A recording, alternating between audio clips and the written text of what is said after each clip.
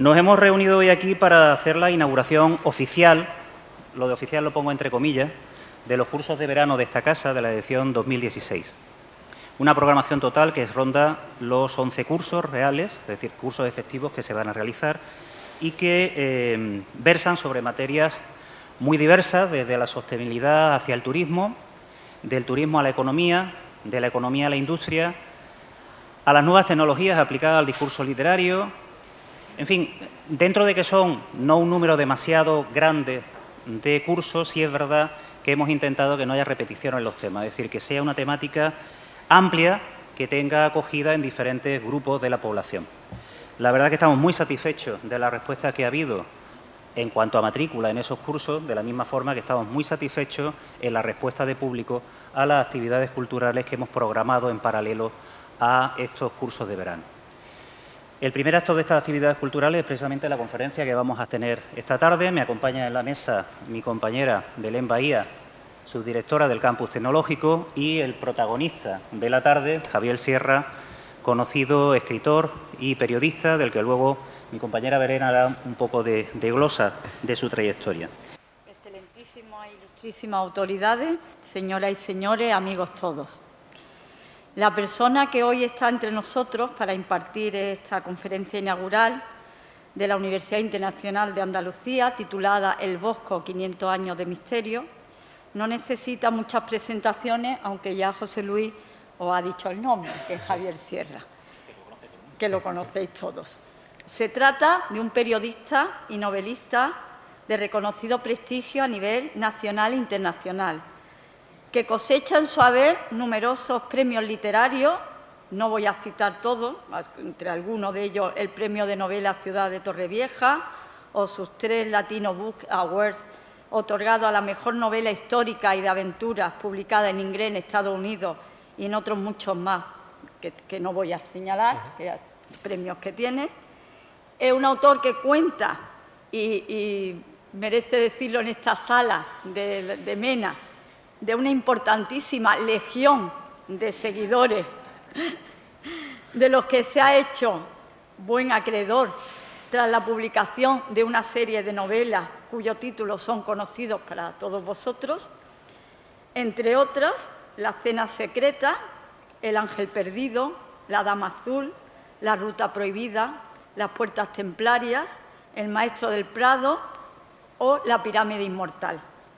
Todas ellas, como todos sabéis, son obras de una excelente calidad literaria, motivo por el que se han traducido muchas de ellas a más de 40 idiomas, como ocurrió con La cena secreta, ¿no, Javier? Lográndose situar, en este caso, como la obra, dentro de las obras, en el top 10 de los libros más vendidos en los Estados Unidos. Todas sus obras tienen un nexo común, cuál es servir de puente al lector entre este mundo y otras dimensiones. Y en ello se refleja claramente su empeño personal, si no me equivoco, Javier, por descubrirnos que lo oculto, lo mágico, las creencias extremas y heterodoxas, las creencias religiosas, lo sobrenatural, forman parte importante de nuestra cultura y deben ser elementos que se estudien, investiguen y divulguen en sus resultados con el rigor académico y científico que requieren. Es por todo ello por lo que algunos autores han dicho que sus novelas son una excepción, algo que ocurre pocas veces, porque son mucho mejores de lo común y más entretenidas de lo que los cánones literarios masoquistas imponen. La persona que tengo hoy el placer de presentar, ya sabéis quién es, ya lo ha descubierto José Luis, que no es otro que Javier Sierra. Y nos va a hablar esta tarde, si no me equivoco, de los misterios que encierran la obra del Bosco, a través de sus cuadros, coincidiendo con la exposición del centenario que el Museo del Prado de Madrid dedica a la obra de este enigmático pintor. El artículo que nuestro invitado publicó el domingo pasado en el periódico El ABC, creo que con el título El Bosco, el hombre que vislumbró el más allá, creo personalmente que constituye un avance del contenido de la conferencia de hoy. Y sin más, y sin olvidarme de darte las gracias, Javier, porque sabemos que tu agenda es bastante intensa, pues la verdad es que te damos las gracias por estar hoy con nosotros y poder aprovechar de tu enseñanza. Gracias. Muchas gracias, Javier. Buenas tardes.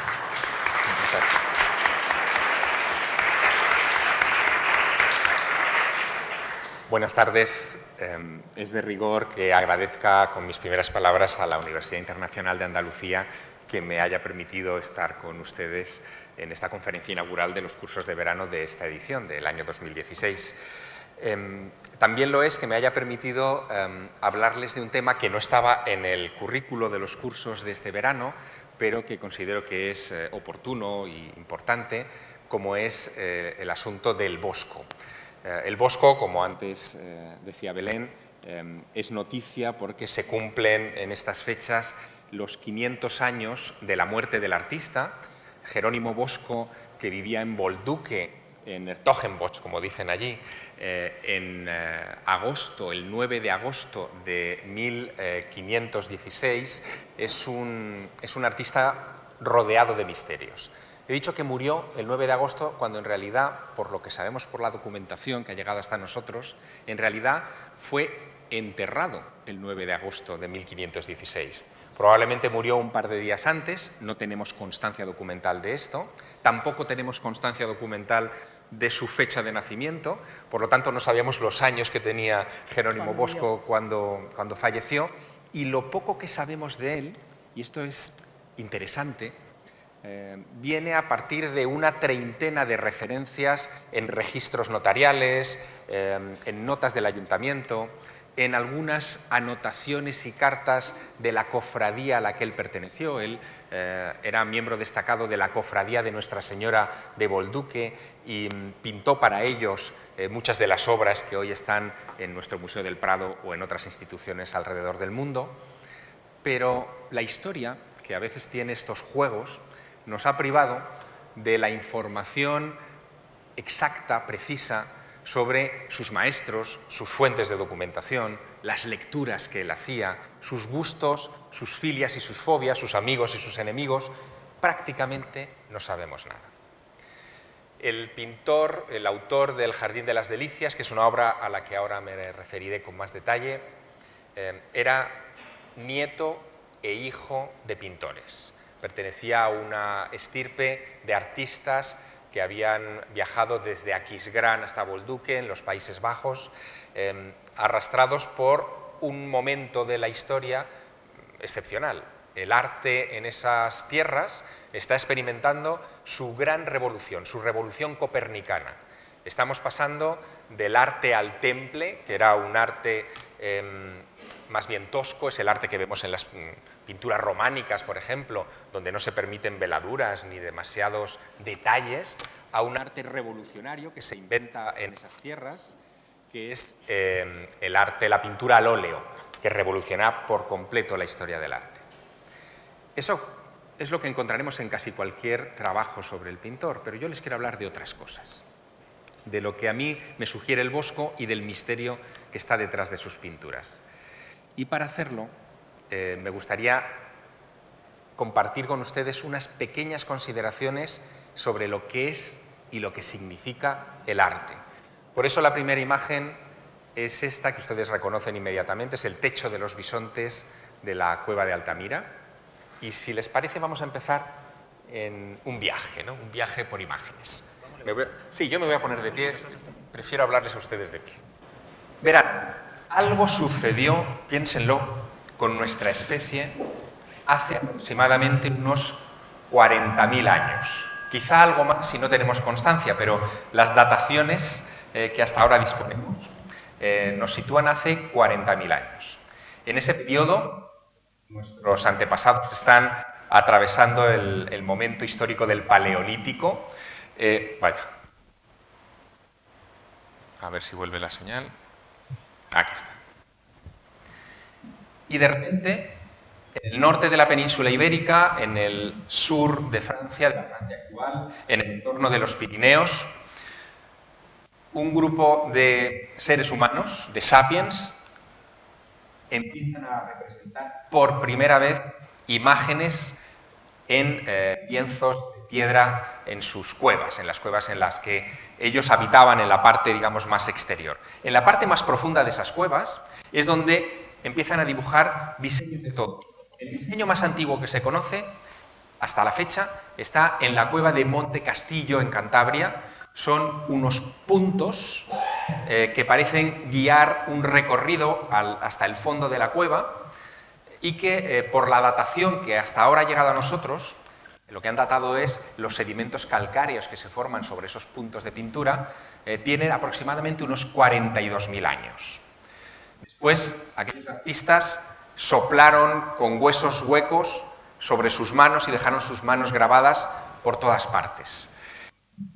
Desconocemos para qué empezaron a hacer aquello, pero sospechamos, y si uno empieza a leer los pequeños detalles de la historia del arte, enseguida se tropezará con estas explicaciones, sospechamos que la pintura nació como un acto mágico.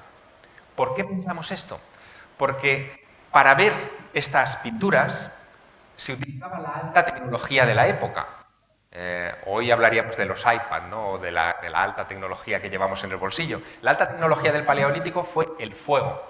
Con el fuego se podían meter en el interior de las cuevas, iluminar con sus antorchas estas imágenes que pintaban y bajo la llama inestable que produce el fuego veían que aquellas pinturas se movían o creían imaginar que se movían. Si uno entra hoy en esas cuevas con un foco de luz, con una antorcha que le van a dejar, pero con un foco de luz, y pasa por delante de las estalagmitas que surgen del suelo y que están delante de algunas de estas pinturas, observará inmediatamente que las sombras que proyectan sobre las propias imágenes resultan evocadoras. En Monte Castillo, por ejemplo, delante de esos puntos de 42.000 años de antigüedad, hay una figura de un bisonte que está sin terminar de pintar. Lo que vemos son unas patas que parecen perdidas en un lienzo. Cuando uno pasa la linterna por delante de la estalagmita que tapa esas patas, ve que la sombra que proyecta se incorpora en un momento determinado sobre esas patas y da la sensación, la sombra sobre las patas, de que estamos ante un bisonte que se ha puesto de pie sobre sus cuartos traseros y que parece caminar. La impresión que debía producir ese momento en el interior de un lugar silencioso, a oscuras, alejado del mundo, a uno de nuestros antepasados, tenía que rozar el éxtasis. Y es por lo que pensamos que el arte nació para reflejar lo sobrenatural, lo mágico, que formaba parte de rituales ancestrales. Bueno, lo que yo les propongo esta tarde, en este rato de conversación, es que viajemos a otra cueva, en este caso es una cueva en el centro de Madrid, con pavimento, una cueva en la que se guarda una de las colecciones, si no la mejor colección de pintura del mundo. Nació como depósito de las pinturas reales, me refiero naturalmente al Museo del Prado de Madrid, y en ese lugar nos vamos a detener en una pintura que es una de sus obras maestras por excelencia. Si ustedes visitan el Prado, lo saben bien, se van a detener necesariamente en Velázquez, la mayor parte de sus obras están en el Museo del Prado, en Goya, ocurre otro tanto de lo mismo, sus obras maestras, casi todas ellas están en la colección de Madrid, y el otro pintor del que disponemos de casi toda su obra y sin duda de las mejores piezas es Jerónimo Bosco. Jerónimo Bosco, su obra maestra, sin discusión, es esta que ustedes ven aquí. Habitualmente no la verán así, nunca ha estado así expuesta en el Museo del Prado.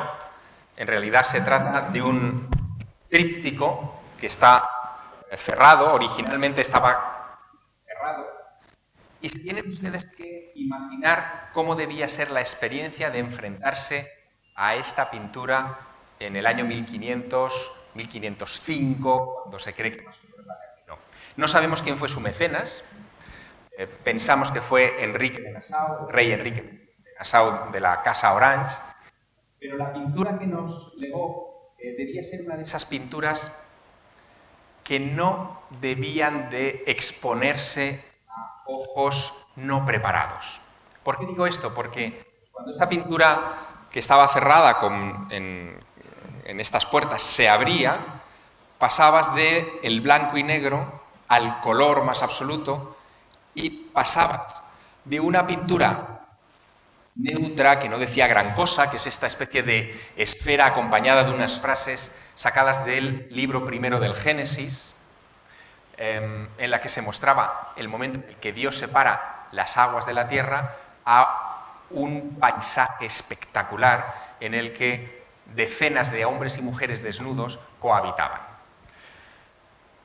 Nunca, desde la época de la antigüedad clásica, ningún artista se había atrevido a representar tantos desnudos juntos como en esa obra de Jerónimo Bosco en 1500.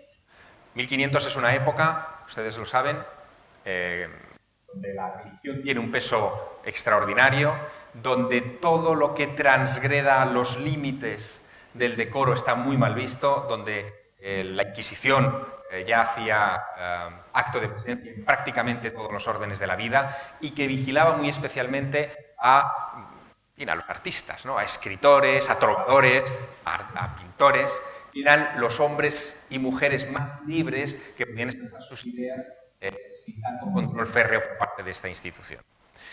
En el caso del Jardín de las Delicias, lo que les propongo para que conozcamos un poco el modo de pensar de Jerónimo Bosco es que nos detengamos en sus pequeños detalles. Esto es lo que ustedes no verán en el Museo del Prado, al menos no así cerrado.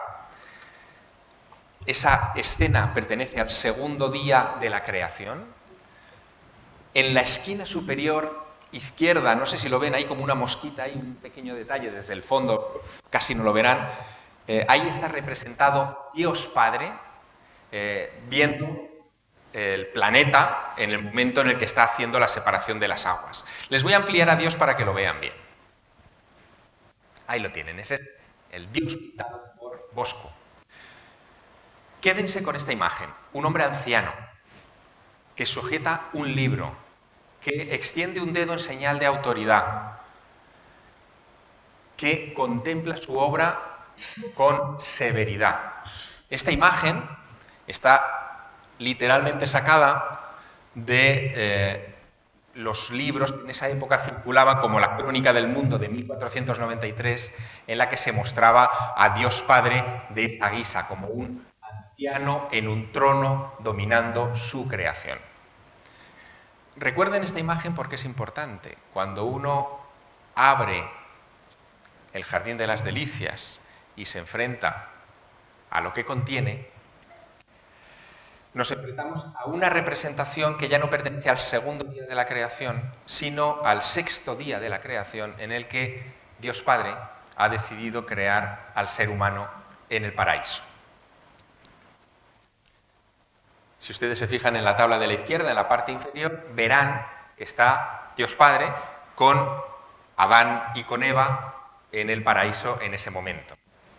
Ese momento, nos dicen los expertos en arte, los exégetas de esta pintura, que hay muchos y muy variados, que es el momento en el que Dios presenta a Eva recién creada al pobre de Adán, al que le acaba de quitar una costilla para fabricarla, ¿no? Adán está allí todavía aturdido por la operación, contemplando la que se le viene encima. Pero hay un pequeño detalle que no sé si ustedes han reparado en él. Acaban de contemplar a Dios Padre en el segundo día de la creación, un anciano con barbas largas, sentado en un pollete, como cansado, y aquí fíjense en Dios Padre en el sexto día de la creación. Ha debido pasar por alguna de estas clínicas que hay aquí en la Costa del Sol y el hombre ha salido rejuvenecido, ¿verdad? Es la primera anomalía que encontramos discursiva en esta pintura. Dios Padre se nos presenta como joven en el sexto día de la creación. No es la única anomalía, hay otras. Si ustedes prestan atención a la tabla de la izquierda, que es la tabla del paraíso, y se fijan en los pequeños detalles, hay uno en la parte superior particularmente interesante. ¿Aprecian ustedes que hay un león devorando una gacela en la parte superior? ¿Ahí? Si estamos en el paraíso terrenal, ¿cómo podemos concebir que exista la muerte en el paraíso terrenal si todavía Adán y Eva no han pecado? Todo, según nos cuenta el Génesis, está en perfecta armonía. La naturaleza convive en perfecta armonía. Bueno, es una pregunta que sin duda los que contemplaron, los privilegiados que en el siglo XVI tuvieron la oportunidad de contemplar esta pintura, se debieron plantear. Es la pregunta que se planteó, por ejemplo, Felipe II cuando la obra llega hacia 1570 a Madrid.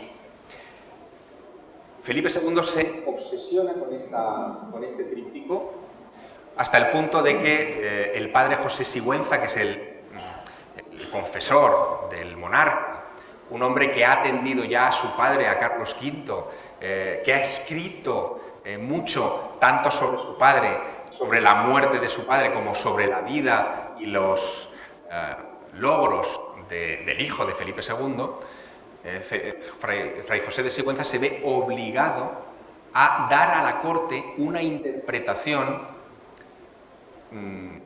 digerible de esta pintura. Cuando llega a Madrid no la llama nadie el Jardín de las Delicias, la llaman Pintura sobre la variedad del mundo. Ese es el nombre que recibe. No sabemos el título que le dio, si alguno, Jerónimo Bosco a esta imagen.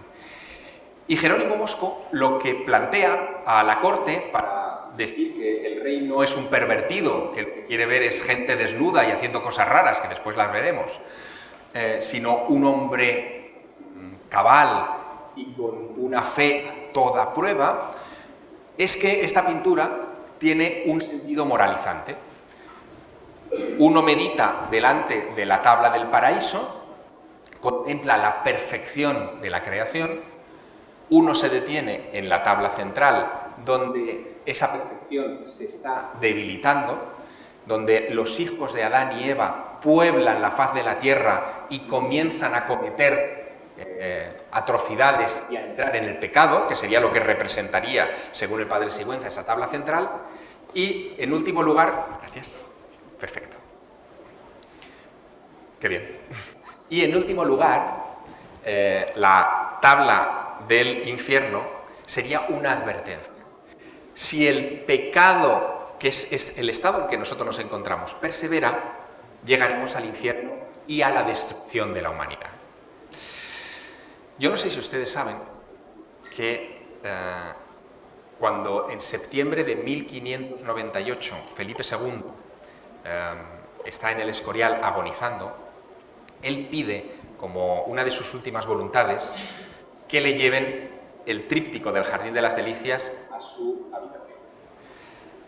No sé si han estado en el Escorial, si conocen el monasterio de San Lorenzo del Escorial, pero si ustedes van allí van a poder visitar el dormitorio de Felipe II. Es una habitación pequeña, es casi una celda, una tabla, un tríptico de esta envergadura casi no podría entrar allí, tiene 2,20 metros de alto por 3,90 de ancho. Le abrieron el tríptico ante los ojos del monarca y el monarca, viendo todas estas imágenes, falleció, expiró. El Jardín de las Delicias no es una experiencia que dé paz, precisamente, es más bien desasosegante por el tipo de actitudes, de confusión, de ruido en términos estéticos que provoca esta pintura. Pero Felipe II pide expresamente morir delante y dicen que murió contemplando la tabla del paraíso, que es donde él aspiraba a llegar, evidentemente. Hay algo en la tabla del paraíso muy llamativo, un pequeño detalle, y es que en el centro de esa tabla está este árbol. No sé si lo apreciarán desde ahí lejos, pero dentro del árbol hay un agujero. Dentro del agujero hay algo que se asoma. Ese algo que se asoma es una lechuza que está vigilando desde el corazón del árbol al espectador de la imagen. Está justo en el centro. Si ustedes hicieran un aspa que cruzara esta pintura, verían que el centro geométrico coincide con ese agujero. Es como si el pintor hubiera decidido colocar en el punto de fuga, en el punto central de la imagen, esta lechuza, que en términos de utilidad tiene una interpretación.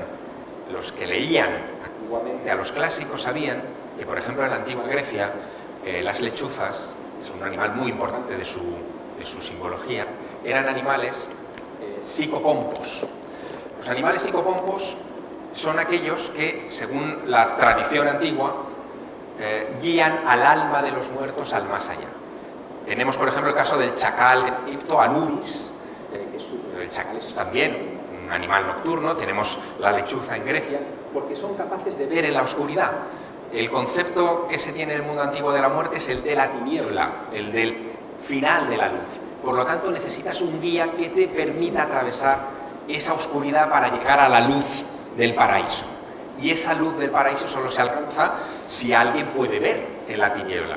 Este animal puede ver, por lo tanto, que esté ahí representado y que se repita varias veces dentro de la tabla central ha hecho suponer que quizá Felipe II murió ante esa tabla del paraíso buscando un psicopompo, buscando a alguien que lo acompañara en ese viaje.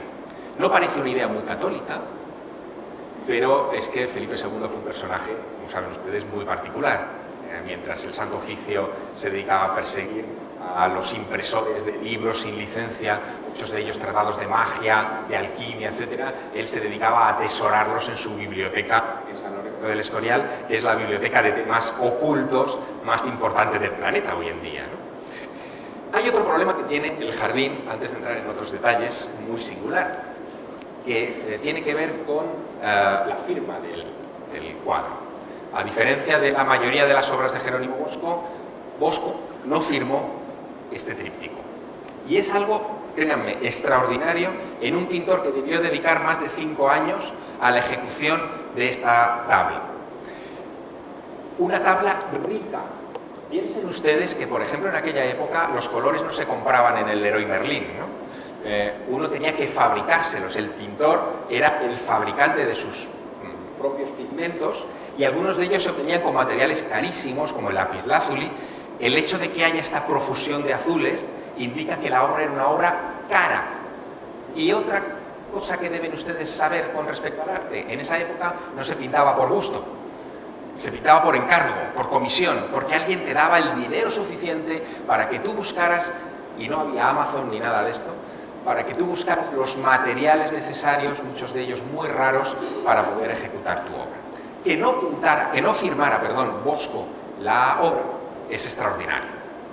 Bosco solía firmar muchas veces aquí, en esta zona, con caracteres góticos muy precisos, Hieronymus Bosch.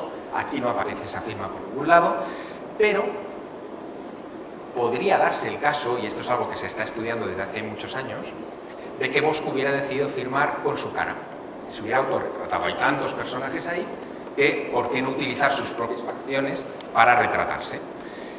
Se da la circunstancia de que en este panel central todos los personajes que aparecen en él están desnudos, todos, salvo uno que asoma de una cueva, aquí, ¿lo ven?, que está vestido, que está señalando con un dedo, no sé si lo apreciarán desde lejos, a esta especie de Eva que sostiene una manzana, y que, a diferencia del resto de personajes de la composición, está mirándoles a ustedes.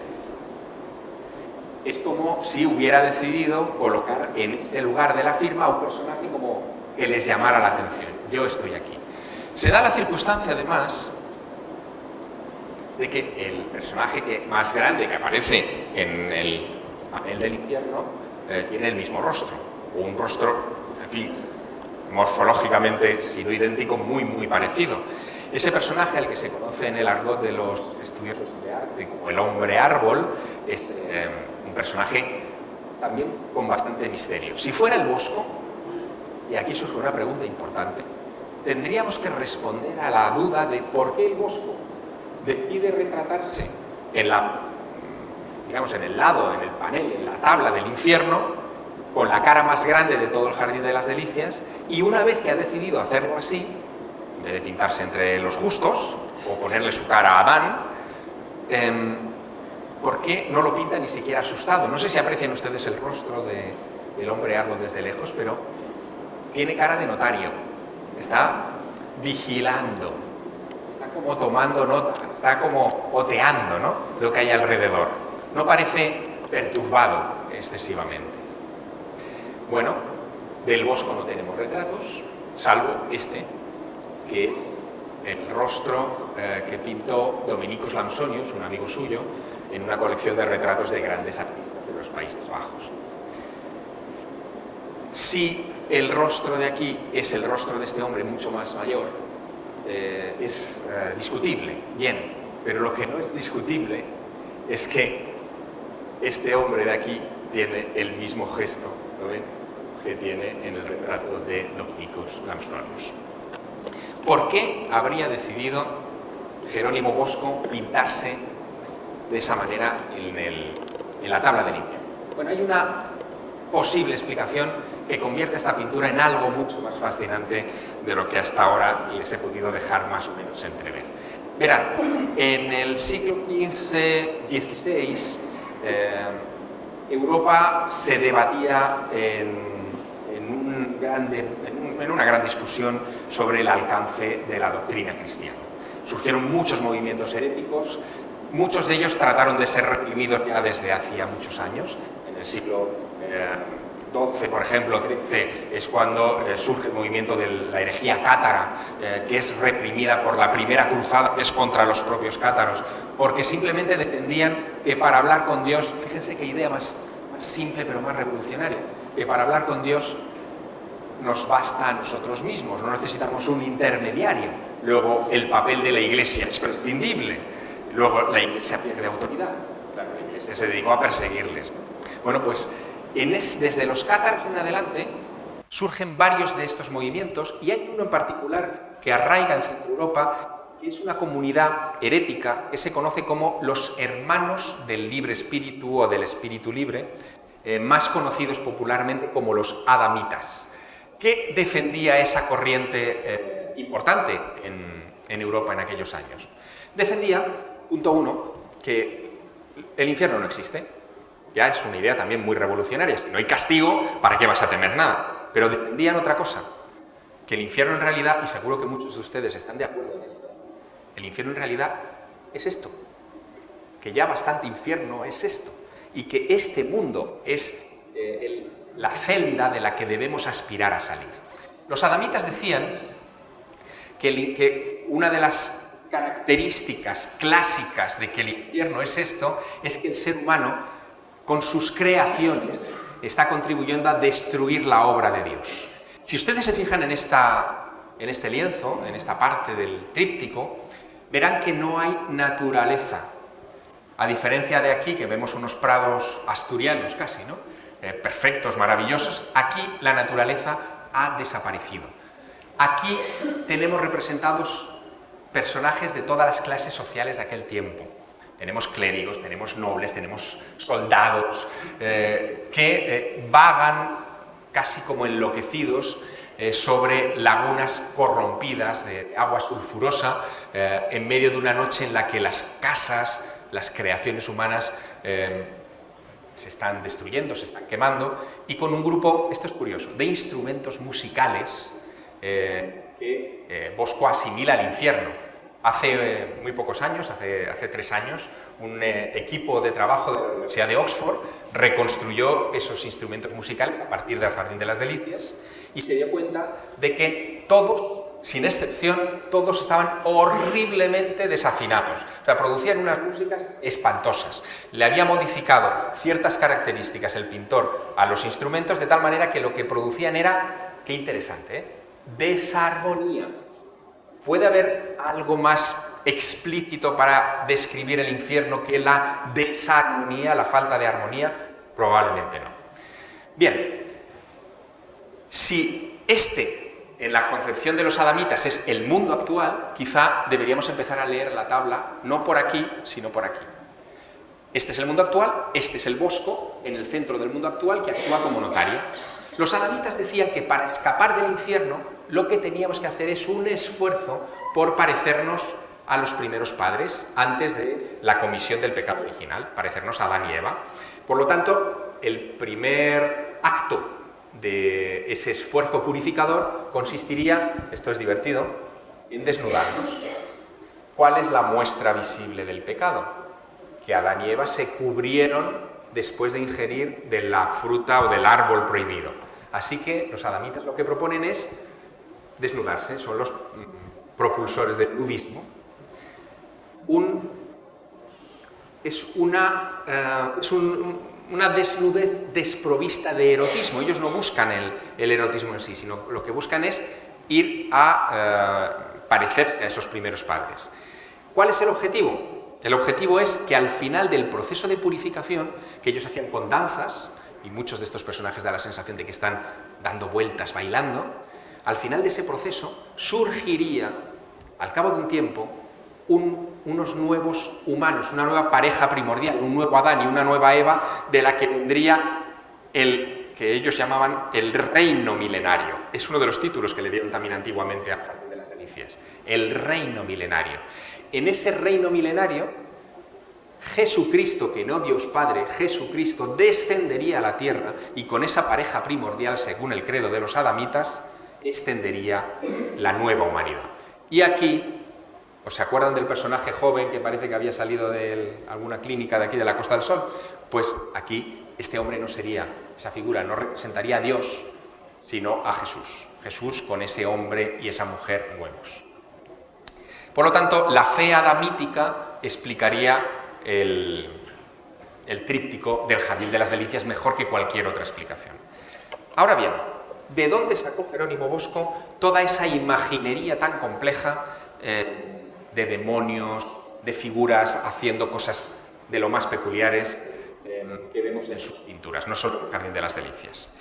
La última hipótesis, muy interesante, es que Jerónimo Bosco tuvo acceso a un libro del siglo XII que se extendió por toda Europa en aquella época, que se tradujo incluso al castellano, que se llamaba La visión de Tundalo. La visión de Tundalo es un libro escrito en Irlanda que cuenta la peripecia de un soldado pecador, desastre, un pendenciero, que un buen día, viendo Dios que se va a condenar irremisiblemente, decide jugarle una pequeña mala pasada.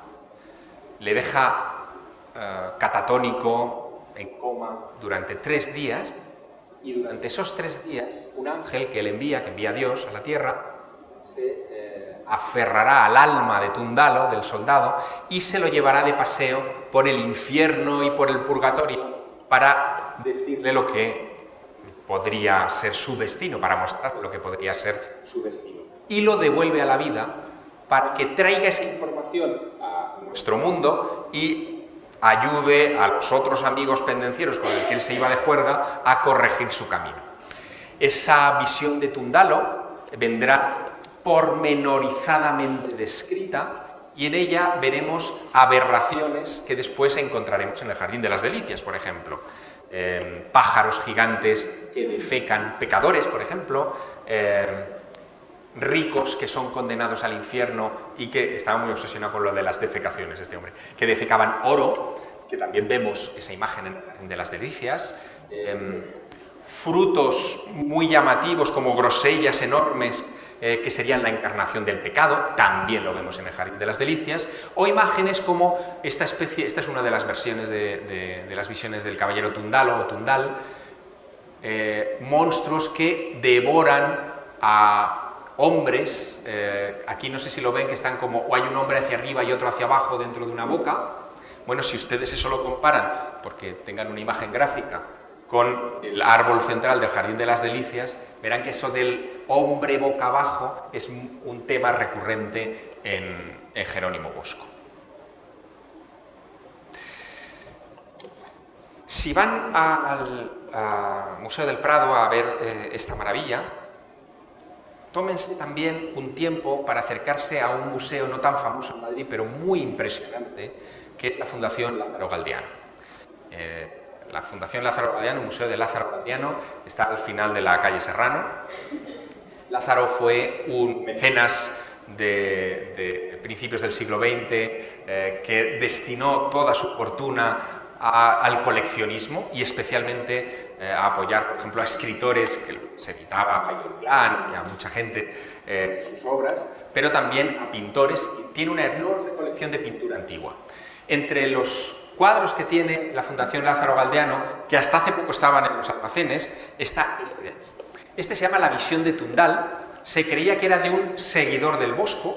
Tras los análisis que se han hecho en el último año en los laboratorios del Museo del Prado, se ha descubierto que probablemente no sea un seguidor del Bosco, sino del taller del Bosco, es decir, que se hizo en la propia Bolduque, en los talleres que él tenía, en donde adiestraba a la gente, a sus pupilos, a sus discípulos, sobre el arte de la pintura. Y esta imagen en particular ha llegado a nosotros con un título en la parte inferior, que es La visión de Tundal. Es decir, si esto es obra de taller, como han demostrado recientemente los laboratorios del Prado, sabemos positivamente, gracias a esta pintura, que Jerónimo Bosco leyó la obra de Tundal. En ella vemos el tema del caballero, lo ven aquí, que se queda dormido con el ángel que está al lado y le muestra los horrores del infierno, algunos de los cuales, como por ejemplo esta oquedad donde se producen ciertas perversiones, hombres montados sobre animales, etcétera, que veremos con profusión, o esta especie de plantas, mitad, en fin, casi animales, veremos con profusión en la obra de Jerónimo Bosco. También otro ejemplo de esa visión de Tundalo está en esta obra de la propia mano de Jerónimo Bosco, que son las visiones del más allá. Se encuentran en Venecia. No sabemos exactamente esto para qué lo hizo Bosco. Son obras, y este es un problema de la historia del arte y de la historia del arte de sus siglos, son obras descontextualizadas. Probablemente esto formaba parte de un retablo, pero no sabemos con qué otras imágenes iba, ni si estaba en la parte inferior del retablo, en la superior, o en un ala o en otra. No tenemos ni idea. El caso es que cuando uno analiza esta secuencia de imágenes, vemos que se corresponde casi punto por punto con lo que describe el caballero Tundalo de su viaje al más allá. Entre ellos, aquí aparecería el caballero con el ángel tutelándolo, que hemos visto en el anterior cuadro, o veríamos esto, que es tan característico hoy de las experiencias cercanas a la muerte, que ya están descritas en el libro del caballero Tundalo del siglo XII. La visión del túnel, la luz al fondo y el ser querido que te está esperando al final del túnel para recibirte en el viaje al más allá. ¿Qué vivió Tundalo o qué vivió el escritor de Tundalo en el siglo XII? No lo sabremos nunca, pero lograremos ver su influencia tremenda en el arte de este artista. Ahora bien, gracias a la tecnología, estamos empezando a descubrir muchas cosas sobre el arte y en particular sobre este pintor verdaderamente sorprendentes. Yo no sé si ustedes lo saben, pero conviene que lo sepan. El Museo del Prado tiene probablemente el mejor laboratorio de restauración de pintura del mundo. No lo tiene el Louvre, por ejemplo, de París, no tiene digamos, una institución, un departamento de esa naturaleza. Y en ese laboratorio, las pinturas más importantes poco a poco están siendo sometidas a análisis para su restauración, pero se aprovecha para estudiar lo que hay en la pintura subyacente, lo que hay debajo. Gracias a los rayos X y a la reflectografía de infrarrojos, empezamos a descubrir cosas sobre la intencionalidad del artista, los dibujos que de repente han dejado olvidados el artista debajo de lo que vemos porque en ese momento cambió de idea o porque alguien le dio una instrucción para que lo borrase, y aparecen cosas llamativas. Una muy graciosa es en esta imagen, que ya para ustedes es familiar, de Adán, Eva y sea Dios Padre o Jesucristo en el centro.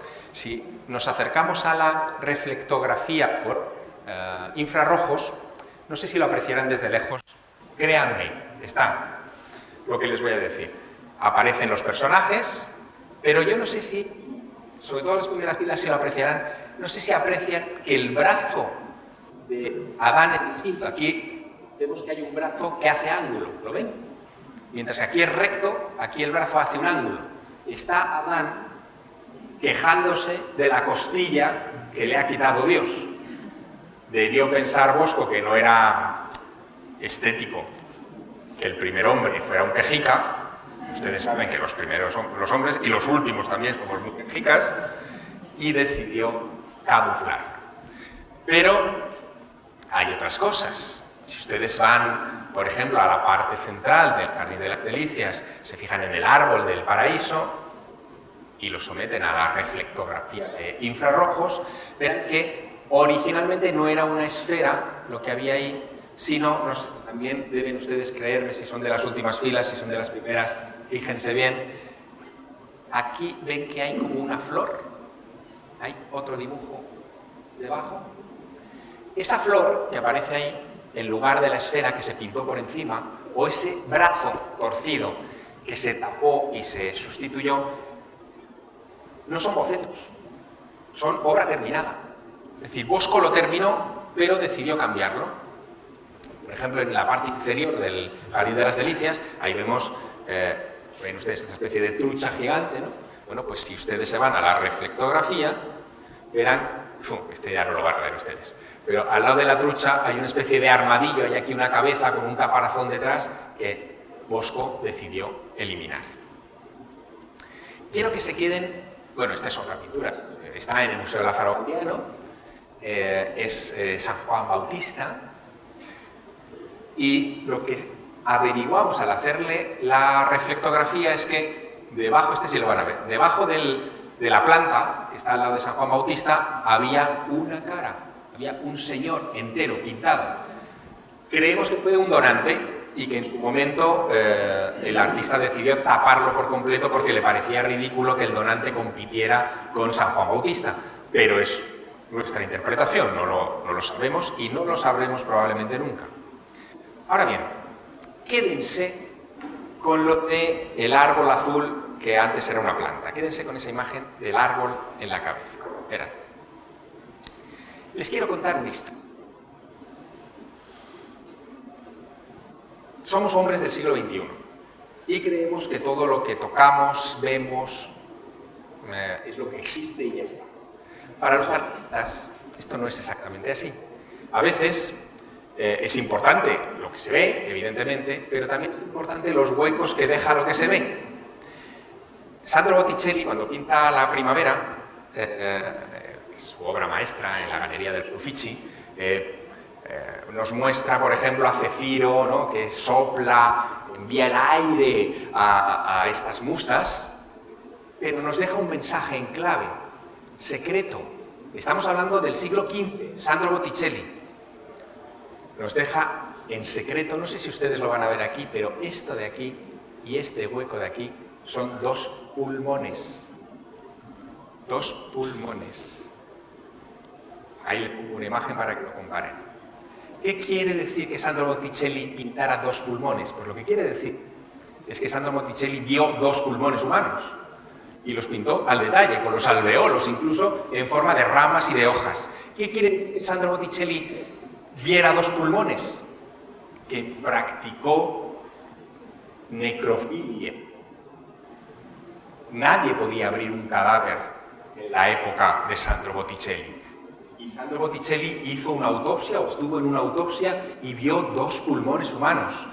Probablemente fue con su amigo Leonardo, que era un tipo bastante curioso, como ustedes saben, con el que tuvo un restaurante, que no sé si esto lo saben ustedes, pero Sandro Botticelli y Leonardo da Vinci tuvieron un restaurante, se llamaba La Insignia o la Divisa de las Tres Ranas, que fue un auténtico desastre, porque se le ocurrió hacer algo así como lo que hacen ahora los restaurantes los guays, ¿no? O sea, la nouvelle cuisine, una anchoa encima de un trozo de mendrugo de pan, con un chorro de aceite, en una época en la que acostumbraban a los ternascos, y más en aquella época, pues aquello fue un desastre. Sandro Botticelli y Leonardo da Vinci probablemente vieron eso y lo representaron en los huecos de lo que vemos. Es decir, se requería al que contemplaba el arte un cambio de óptica, de enfoque.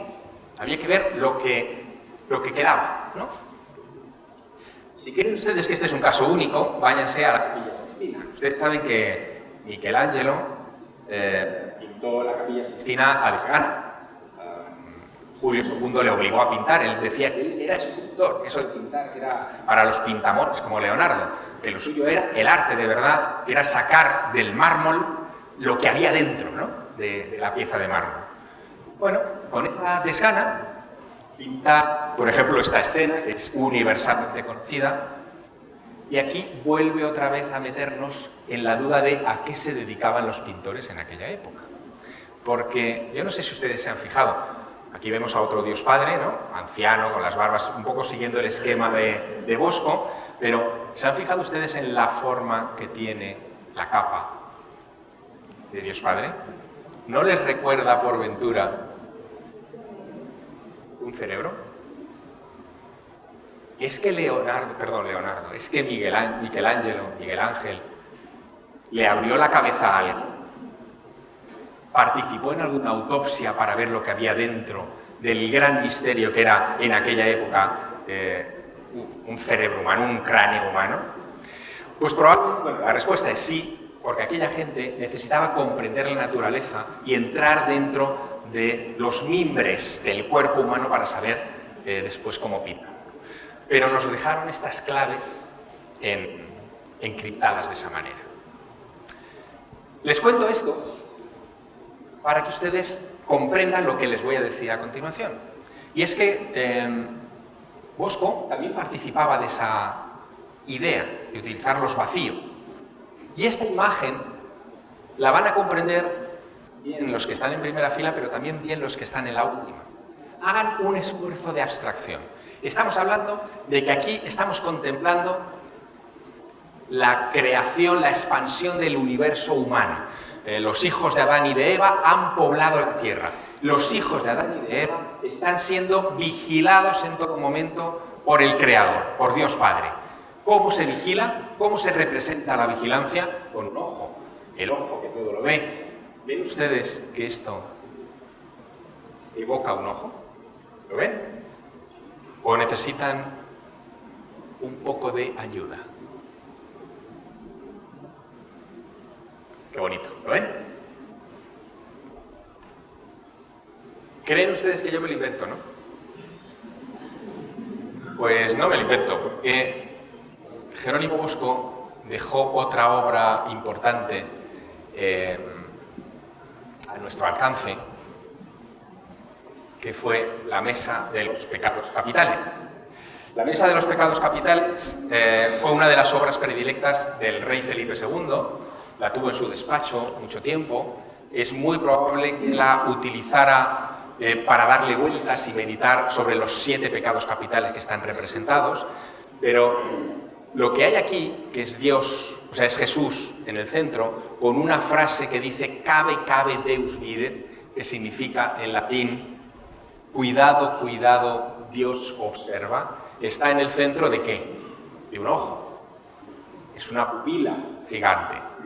Bosco jugaba a eso, a introducir en sus pinturas ese tipo de elementos que para alguien despistado que pasara por allí, de repente le hiciera parpadear y decir, uy, aquí hay algo que me mira, que me vigila. Uno no sabría explicar racionalmente por qué y el por qué está aquí.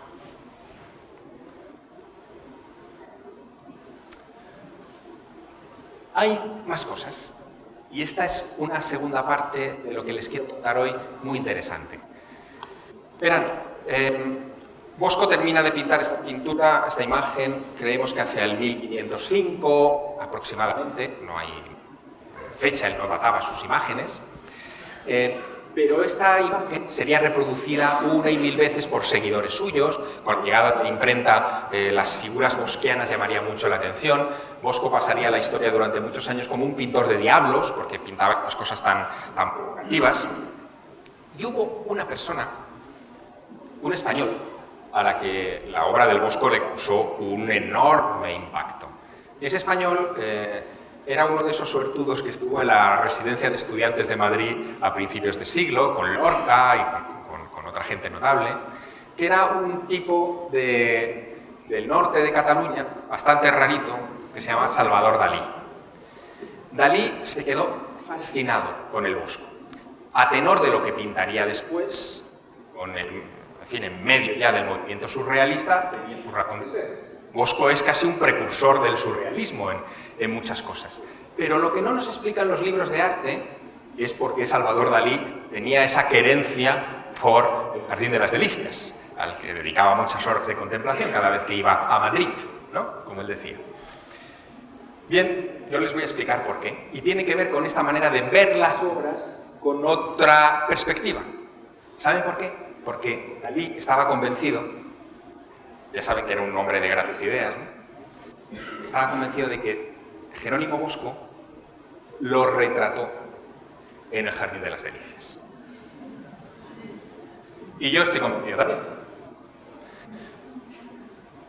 Desde Durero, incluso de antes, muchos artistas utilizaron, por ejemplo, pliegues de sábanas o de ropas para meter rostros, para que uno intuyera que había un rostro.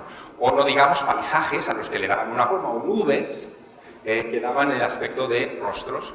Claro, Dalí se iba aquí a donde meditaba el rey Felipe II con el mochuelo, ¿no? Con la lechuza en el centro del árbol, pero de repente un día se fijó en esto de aquí. ¿Ven ustedes esta montaña? Este perfil con el armadillo ahí. ¿No les recuerda a alguien? Dalí creía eso. Se quedó enganchado anímicamente a la pintura, que es de donde surge el arte al final. Ánimo, alma. Pero hay más. No sé si ustedes tampoco conocen esta anécdota, pero ¿saben? Sí, seguro que sí. ¿Quién es Jim Morrison, el cantante de Doors, ¿no? Murió muy joven, con 27 años, se suicidó. Unos meses antes, 2 meses antes de suicidarse, esta es una parte de su biografía que aquí no conocemos mucho, hace un viaje por España. Su novia, en un 2 caballos, se corren toda España. ¿Qué es lo que quería ver con todos sus, en fin, con todo su ánimo Jim Morrison? El Jardín de las Delicias. Estuvo 3 horas delante del Jardín de las Delicias para desesperación de su novia y de los bedeles de la sala. No tenía muy buena fama Jim Morrison, como ustedes saben, y el hecho de que estuviera ese hippie de pelos largos que se drogaba y estas cosas tan raras delante de esa pintura provocó ciertas suspicacias. Lo hizo. ¿Por qué? Porque se sentía fascinado por estas dobles lecturas simbólicas extrañas que provocaba el Jardín de las Delicias. Por cerrar el asunto, para que ustedes vean, de Dalí. Esta es una de las obras importantes de Salvador Dalí, El gran masturbador, ¿verdad? Vale. Hagamos una cosa, démosle la vuelta, ¿vale?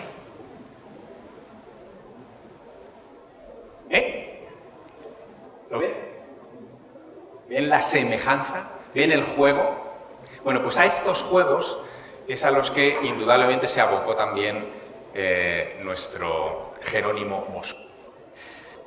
Tuvo Jerónimo, como les decía, Bosco, muchos imitadores, muchos seguidores.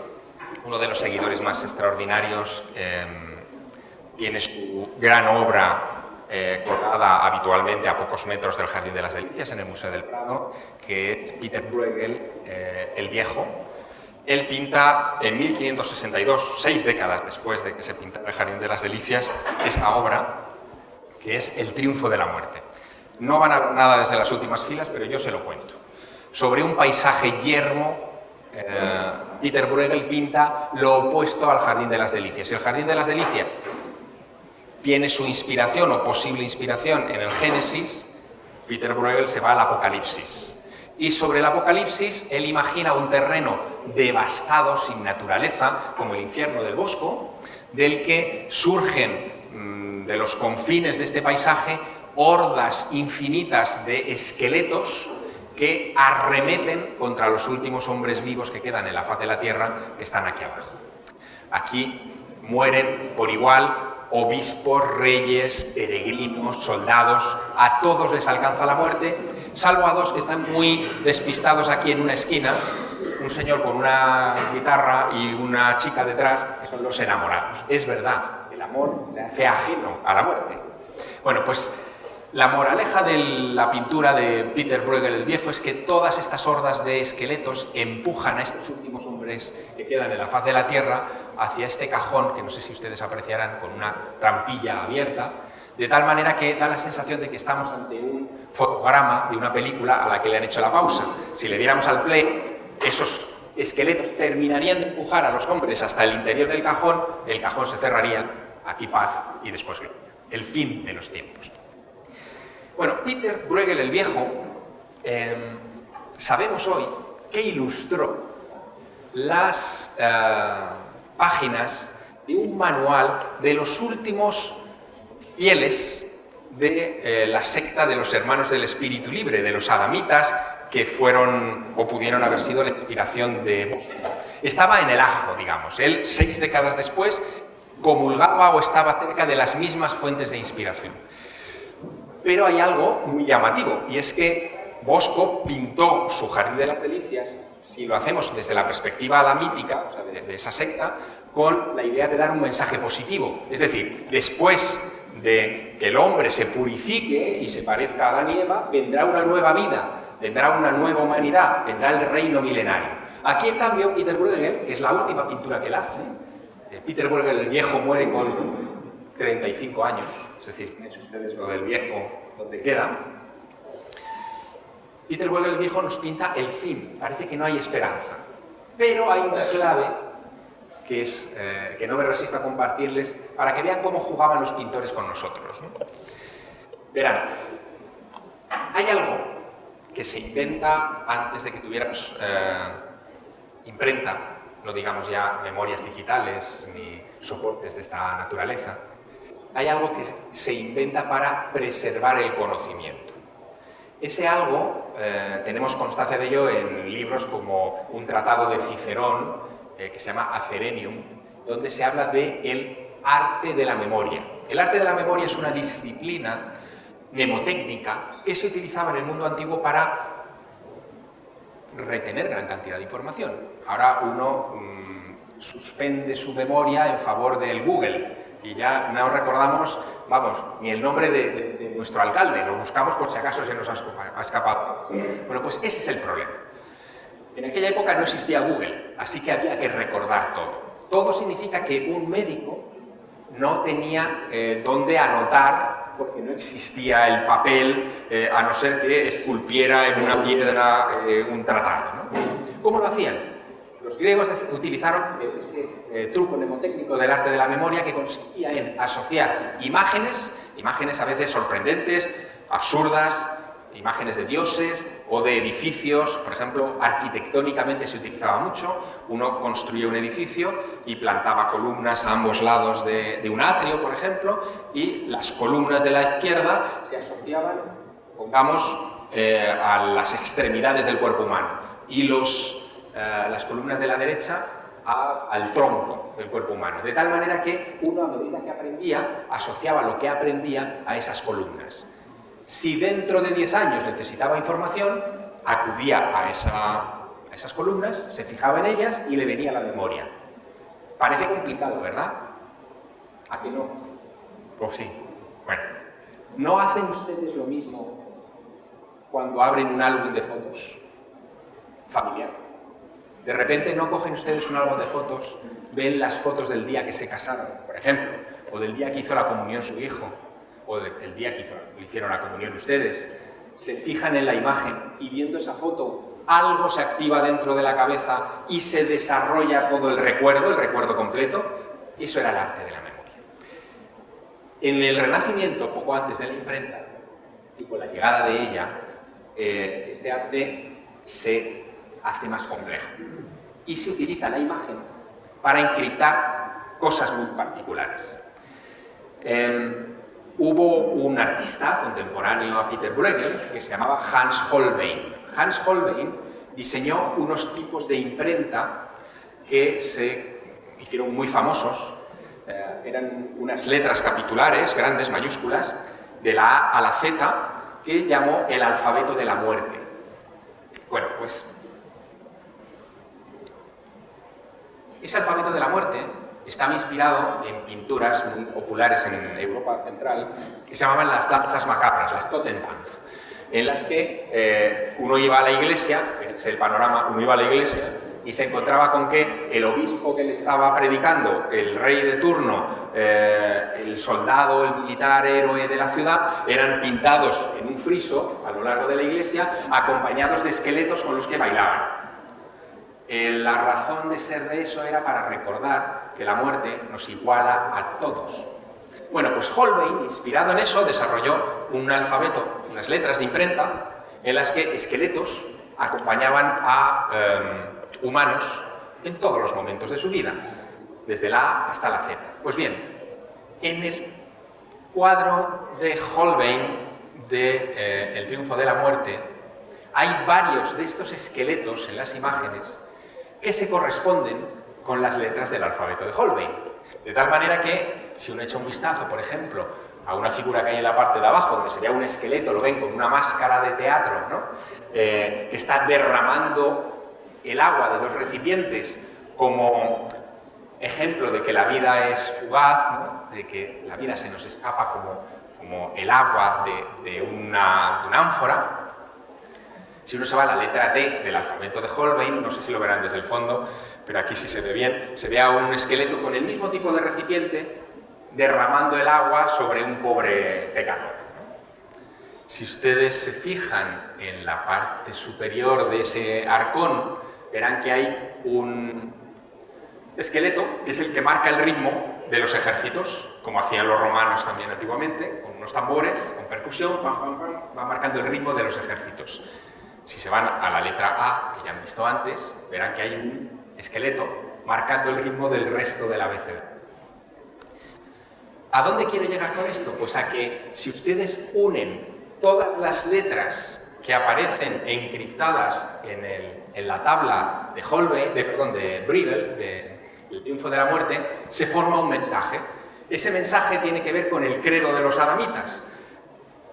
Contra la imagen desesperanzadora que da el triunfo de la muerte, el mensaje subyacente es un mensaje de esperanza, de después de la muerte, y es lo que dice ese lienzo, hay vida, vida. Están las letras V, I, T, A claramente representadas.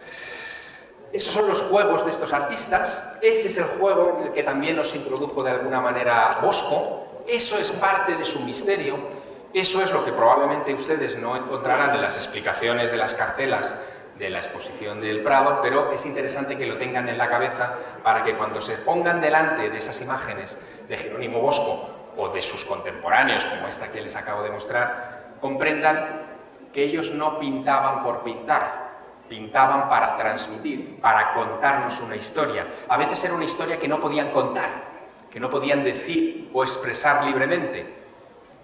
Pero, sin embargo, con la superioridad intelectual que les daba manejar una disciplina que no estaba al alcance de todo el mundo, fueron lo suficientemente osados, valientes, libres, para transmitirnos ese mensaje.